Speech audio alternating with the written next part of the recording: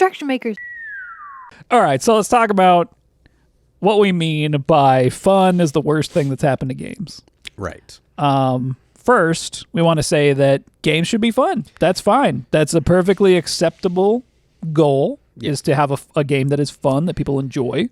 Yeah, I think that it's funny because it's not necessarily that we are saying don't make your game fun. I think it's mostly sort of adjusting maybe some design sensibilities or taking other things into consideration with your design outside of just gonna make it fun. The trend that I think we're discussing really is this idea that you can measure and calculate a particular experience, and that experience is fun because players are playing the game more, or the sort of data-driven approach we've talked about before. Right. 70% of players have played this mode in our game, so fun. Yeah. So the other problem too is this homogenization of experience, right? This idea that the goal is fun, and if we can achieve fun, we will have a good game, and that we're going to look back at these other games that either we have considered fun or game audience thinks are fun, have been successful, therefore they're fun, and then we'll copy what they did, and then the thing we make is now fun. Before we start talking about why we hate fun, please, if you like our videos, give us a little like and subscribe, maybe a comment. Also, if you're interested, you can join our Discord. You can find a link If you hate fun, you can join our Discord. If you hate fun, join our Discord. Back to the video. When we're talking about making a game that's compelling and not fun, I think it opens the horizon of the possibilities of the types of experiences that games can create. Yes. And the most important one, I think, in this, a couple important ones, but I think the most important one is Dark Souls. In that, I don't know who describes Dark Souls as fun, but it is compelling. It's a compelling experience that makes you feel like you are actually getting better at something.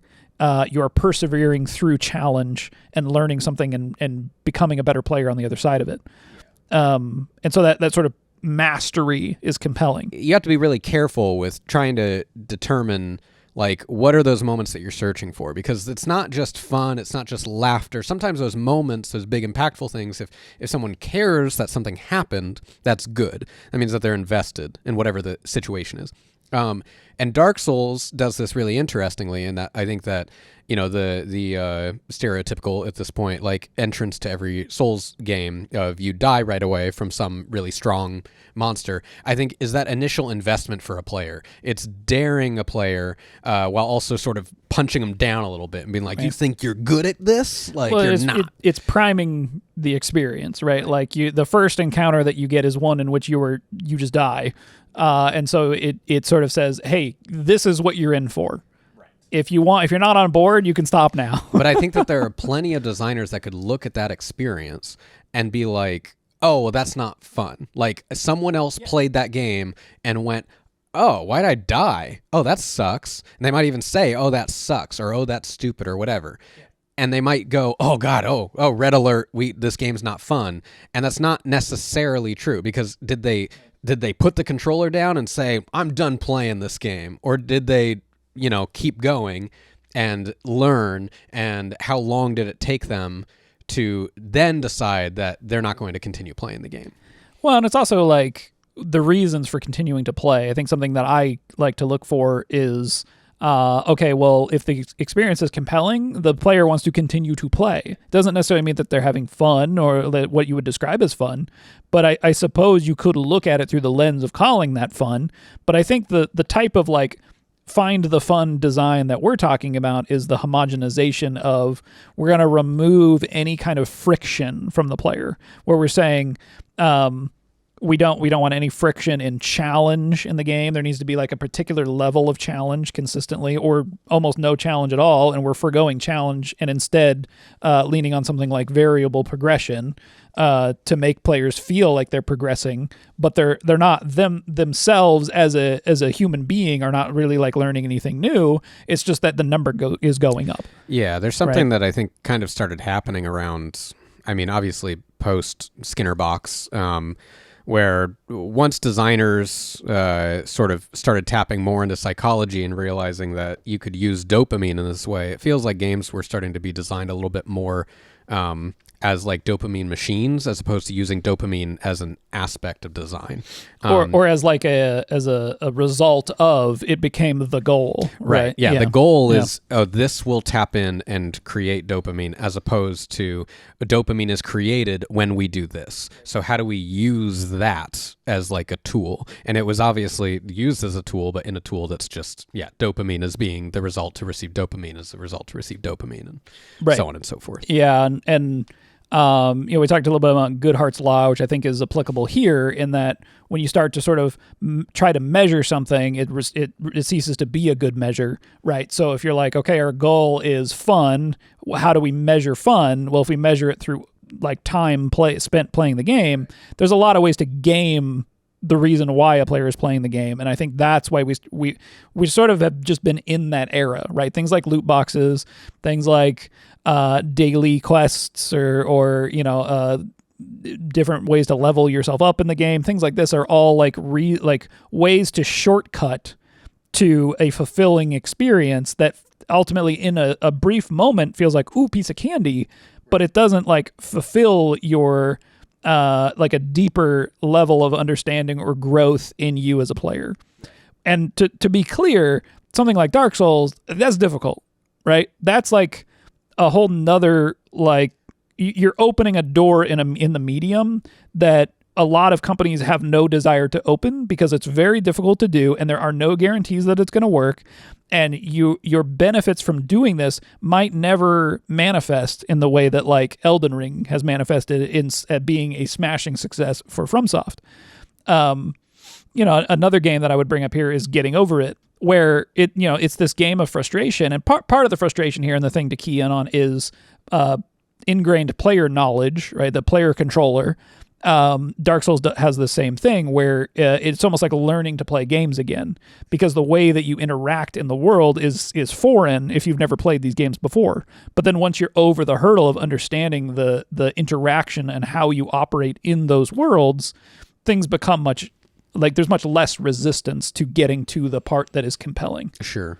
I mean, it's also, I think that a part of that is compelling in its own right? Yeah, right. I think that it's learning. It's learning, and it's the fact that, you're feeling almost frustrated that you are not doing the thing that you were hoping to do at that time, right? You're spamming your button like, why is my hammer not swinging faster? Yeah. And I think that, but like by the end of my Elden Ring experience, I felt like a god, right? The beginning, I did not feel that way at all. And that was my first real like Souls-like experience. Yeah, and it's such a quintessential storytelling technique, right? Is you set your protagonist as far away from what they become as possible, so that by the end of the story, they are you can feel that growth exponentially. Right. I also think, so I mean, going back to kind of what you're saying about Goodhart's Law, I think we could look at it not just from an engagement standpoint, right? But let's say that you're bringing in testers, and the way you're trying to test fun is sort of what I was joking about earlier, where the way you're testing fun is, how many times are people laughing,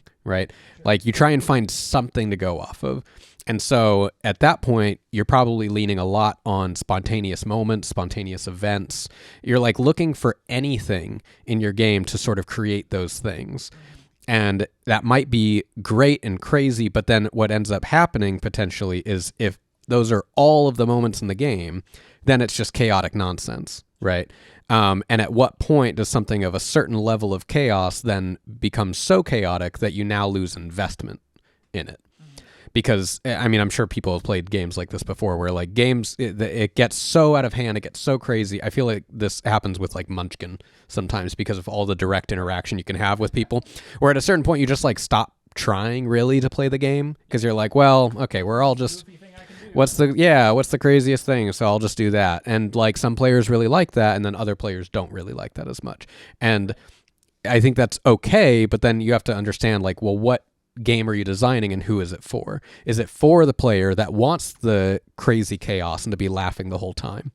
Or is it for the player that, you know, maybe wants that a little bit, but also still likes the structure of the game and wants some of those more compelling, actual impactful decisions or investment in what's happening? Yeah, and it definitely comes back to, you know, I think what I was saying earlier with a breadth of experience that can be created in this medium. And so much of that feels like it's been homogenized by particular game engines, particular studio philosophies, the profit motive, these things that have pushed us to homogenize experiences and use these shortcuts to make people's brains tingle just enough that they keep going, and they want that feedback again and again and again and again and again. And like social media works this way too. Like this is sort of pervasive in our society at this point. So like I can't necessarily blame designers for tapping into this. Maybe this is part of like, okay, well, this is what they maybe felt like they needed to do in this kind of entertainment environment, is that, all right, well, if we're competing with TikTok, how are we going to get people, to be playing our stuff if they're not getting this constant feedback? And for me, I've always been somebody who like looks at a scenario and goes, well, how do I provide something that's vastly different than what's there? And that has served me well in an indie space, but like outside of that and in a AAA space, whatever, where you have so much more responsibility on your shoulders, I think that's something that's much more difficult to do. It's hard to say how much of this maybe is just sort of bias or anecdotal, but something that I feel like I've noticed is, when you're talking about the homogenization leading towards, higher engagement metrics or numbers, because that's what you can go off of. That is the equals fun. It's hard to say if that actually is like is better or worse for the long term. It's kind of like that person that could be a playing commander, right? And they're just happy to be there. They want to show up, they want to sit down, play some games with their friends, and then they'll go home. Maybe they don't even keep up with the game anymore, but they like it, right? If they were asked on average, they'd be like, I had a good time, I had a good experience, I had fun, I love Magic. The game is facilitating the social experience rather than the experience being about the game. Right. But yeah. But I think that every game will always have those players. Right. Every game will always have your average player. The happy to be there player. They're happy to be their player. But if you can't first catch the invested players, right, then the players that are happy to be there won't be invited to show up. Right. Like in a way, like those players are showing up more than likely because they saw something that interested them, but they're sticking around because they're happy to be there. Mark Rosewater in particular has said, like, you want people who are on like the 10 out of 10s or the 1 out of 10s, and you don't want people that are in like the 5 to 6 range, because those aren't the people that are going to be talking about your game. They might be playing your game, but they could take it or leave it in a way. Right. Or it's just not a compelling enough experience for them to go and become an ambassador and help bring people into the fold.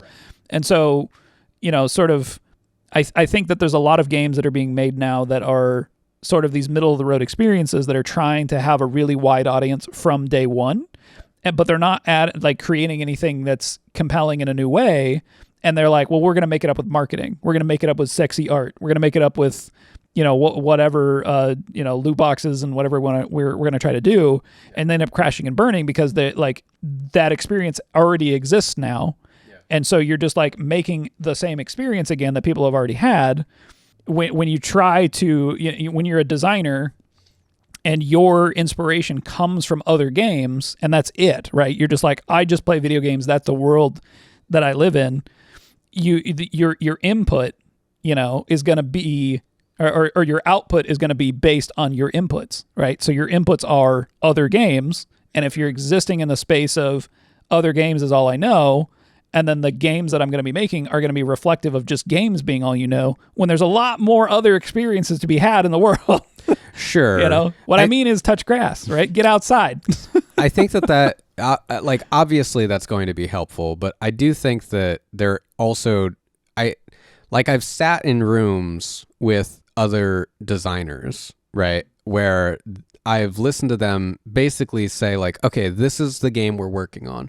So we're going to go and play every other game that's just like this. And we're going to make a list of like all of the things that we want to put into the game. Because, we really like this feature, so our game has to have that. And we really like this feature, so our game has to have that. And like, that's not really designing. That's not a stealing like an artist. That's just copy pasting. Obviously, competitor research needs to happen. Right. But I think I think that mentality is almost the opposite of what you should be doing, right? It's you go and look at competitors, and then you go, well, what can we do different that they're not doing, rather than let's just take what they're doing that we perceive as working.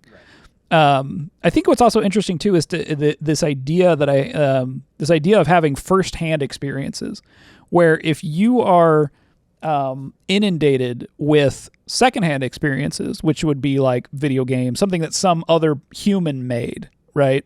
Where you are filling your mind with their biases. You're filling your mind with all of their experiences, and then you're sort of having an experience from their experience.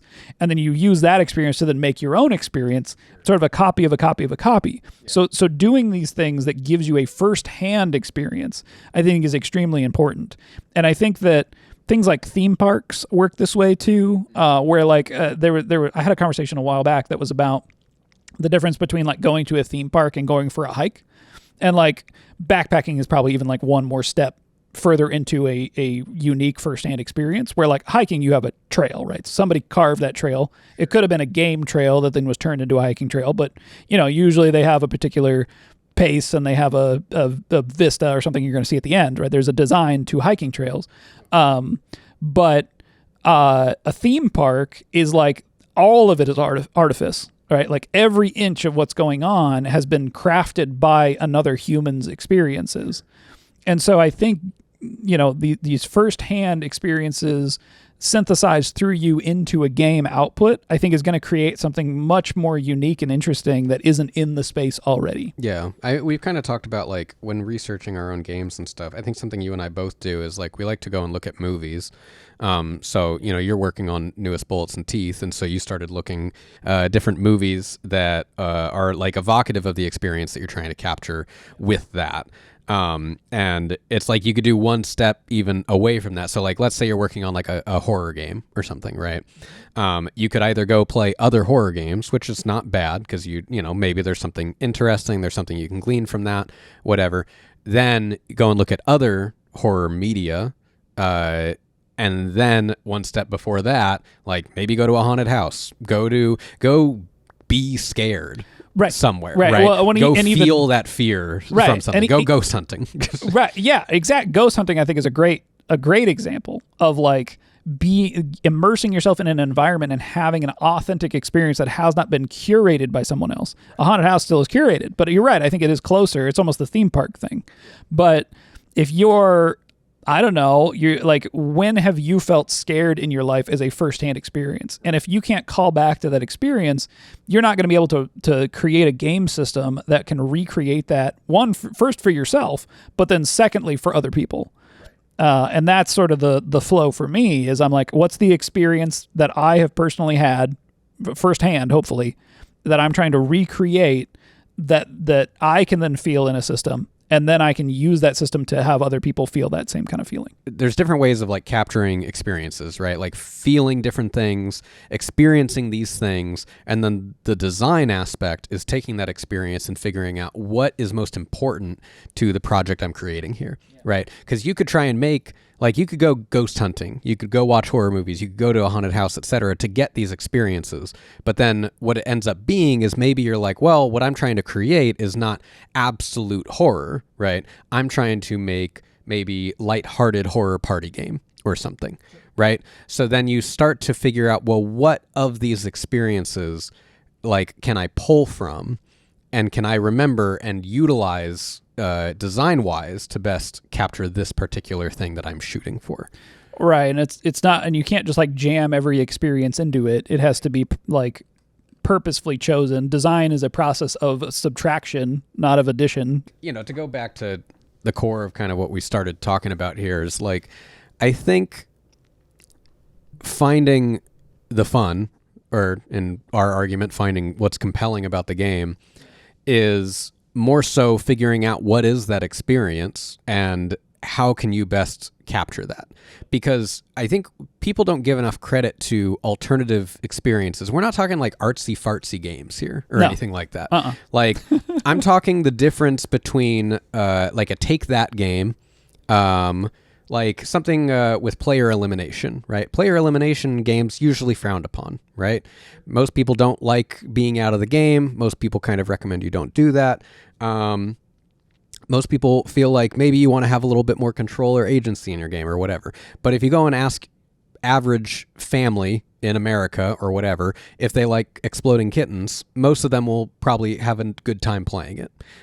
Maybe even have a good time playing it for a while, right? That's not everyone's game, but what that game successfully did is capture a very specific experience for, I think, specific sort of audience and demographic, and it succeeded at pulling that off, even though that has elements that some people would recommend not putting into your game because that's not the fun way, that's not the homogenized way or socially I guess accepted way of making games.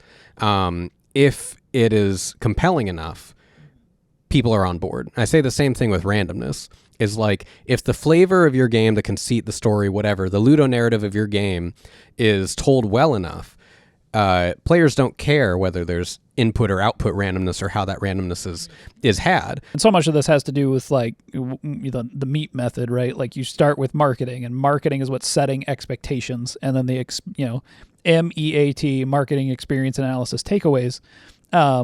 Your marketing is setting up what that experience is going to be, and if there's a mismatch, right? The marketing is when you set your target audience, and then the experience is when you pay off the thing that you set up for your target audience. And so games that are using things like output randomness and things that are frowned upon by more competitive players, potentially, not always, but like as a general rule, those experiences can still be compelling. It just might be to a different audience. But part of that's understanding the experience that you're creating. That's step one, and that should theoretically come from firsthand experience in terms of, this is the experience that I want to recreate for people. This is how I felt in these moments. This is the part of this experience that I found compelling, and theoretically other people will as well. All right, so let's wrap up our thoughts about fun and how it's a dirty word. Yeah, I just think like I've fallen in the same trap. I think all the first 4 games that I've tried designing on my own, I had an idea, I had a narrative, I had a conceit, whatever, but I didn't really know a lot. Still, when it came to design, I've learned a lot. And one of the big things that I think I fell into was chasing the fun, trying to find the fun. I designed something and I'd look for players during certain moments and I go, oh, that's fun. Okay, I should have more of that, right? And I think that that's a dangerous path to go down, because you're not making deliberate design decisions at that point. You are just desperately trying to make something that people like. Right. Yeah. I think we've all been there, and just wanting to make something enjoyable, right? And I think that for me, it's always come down to the vision statement, the goal. That's sort of the North Star or whatever that you're setting and going like, all right, well, I know my course is in this direction. I don't quite know the path to get there, but I know that I want to make a game about survival, and the survival experience that I'm pulling from in particular is, I don't know, it doesn't have to be like an actual like, oh, I couldn't survive or whatever. It's like, I remember walking home. I went to see, a movie, and it got really cold when the sun went down, and I forgot my coat, and it was freezing. And I remember how cold that felt. And you can like call back to that particular experience as like, I didn't want to feel that cold in that moment. I'd never felt that cold in my life. How do I then distill that into a game system that can abstract that experience for other people to have? Sure. That kind of thing. Right. And I think that, to pull from sort of artistic background, this feels a lot like when people are trying to make like an illustration or an image, it's sort of like trusting the process. Yeah. It's like trusting that, like, if you do this, if you find something to aim for your experience, if you take the time to understand the fundamentals of games and you develop your skills as a designer, and you construct this in tandem with playtesting, making sure that your experience is being fulfilled, that like players will have an enjoyable time, right? Like, not joy, maybe, right? But it's going to be compelling in a way. Well, and it's some games are about learning, right? They're about new experiences. And I think that not the industry as a whole, but I think there's a big section of the industry that feels like they've forgotten that that's like what games are for. And instead they're sort of leaning on these tricks of number go up, because that makes you feel like you're learning and improving, and like you're getting that feedback, but you're not changing as a person, right? Like you're just getting that like number go up, dopamine hit. I think it is better used as a tool and not as the goal. So. Right. It can you can be giving feedback, but without the substance, it's just a piece of candy. I love candy though. God, do I love candy.